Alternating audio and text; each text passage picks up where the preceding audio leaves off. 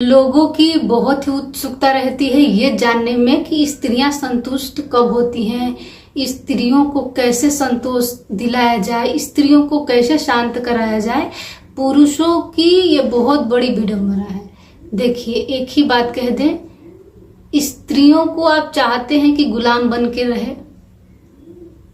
देखिए, साफ साफ शब्दों में आप बात इधर उधर घुमा के रखते हैं। वो अलग बात है कि मैं पत्नी से बड़ी प्यार करता हूं, मैं नहीं चाहता कि मेरी पत्नी बाहर काम करे, मेहनत करे, काली हो जाए, उसकी सुंदरता खराब हो जाए। बहुत सारे पुरुष हैं कि शरीर से ही उसके चिपके रहते हैं, उसकी सुंदरता कायम रहे, हमेशा ऐसा सोचते हैं। तो देखिए, स्त्री की सुंदरता बहुत बड़ी चीज नहीं है, उसका सुंदर होना बहुत बड़ा मायने नहीं रखता है। देखिए, स्त्री का मजबूत होना मायने रखता है, वो कितनी मजबूत है। आप उसकी स्वतंत्रता छीन लेते हैं सर्वप्रथम, इसीलिए आप परेशान रहते हैं। उसको संतुष्टि नहीं दे सकते हैं, कभी नहीं दे सकते हैं। क्यों? क्योंकि देखिए, किसी के शरीर को आप बांध लें अलग बात है, लेकिन किसी के मन को ही आप बांध लेते हैं, सब कुछ बंध गया। आप अगर किसी के मन को स्वतंत्र छोड़ दिए, उसकी स्वतंत्रता नहीं छीन रहे हैं, बोल रहे हैं ठीक है तुमको जो करना है करो, मैं तुम्हारे साथ हूं, बस इतना कहने मात्र से अब वो देखिए क्या क्या जीवन में कर लेती है। लेकिन आप जब वो करेगी, आपके साथ काम करेगी, आपको चोट लगेगी, क्योंकि आप एक स्त्री के ही नजर में बड़े बन के रह सकते हैं।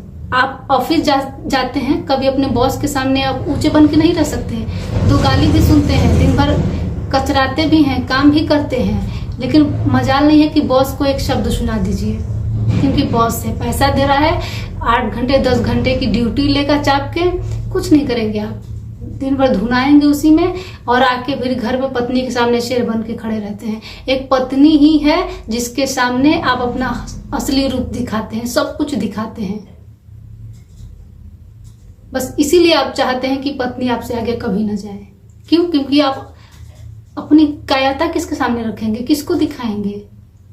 कोई तो होना चाहिए ना जिसके सामने आपको लगे कि मैं बड़ा हूं, मैं कुछ हूं। कोई रहेगा ही नहीं तो फिर आपके जीने का सहारा ही खत्म। हर इंसान के जीवन में ऐसा होता है कि कोई तो होना चाहिए जो मेरी सुने। तो फिर सुनने के लिए है कोई, तो फिर जीना मुश्किल होता है। अगर आपको लगे कि पति पत्नी में सब कुछ ठीक रहे, वो भी संतुष्ट रहे, संतुष्टि उसको भी मिले, मुझे भी रहे, मैं भी शांत रहूं, वो भी शांत रहे, तो एक दूसरे की स्वतंत्रता मत छीनना कभी। एक दूसरे को स्वतंत्रता दे दीजिए, छीनने की जरूरत नहीं है। आप देंगे क्या? सबका जन्म सिद्ध अधिकार है स्वतंत्रता, सब कोई स्वतंत्र है, आप छीन लेते हैं। तो छीनने की कोशिश मत करिए, सब आजाद हैं। अब यहाँ पे लोग कहेंगे कि आजादी दे देने पे पत्नी गलत कदम उठा लेती है, गलत कर लेती है। आप ठेकेदार हैं उसके, जन्म से उसको लेके आए हैं, वो भी तो यही बात बोल सकती है। क्यों नहीं बोल रही? क्योंकि वो कमजोर है, उसके पास पावर पैसा आ जाएगा, वो भी ऐसे ही करेगी तुम्हारे साथ। तुमको क्या लग रहा है?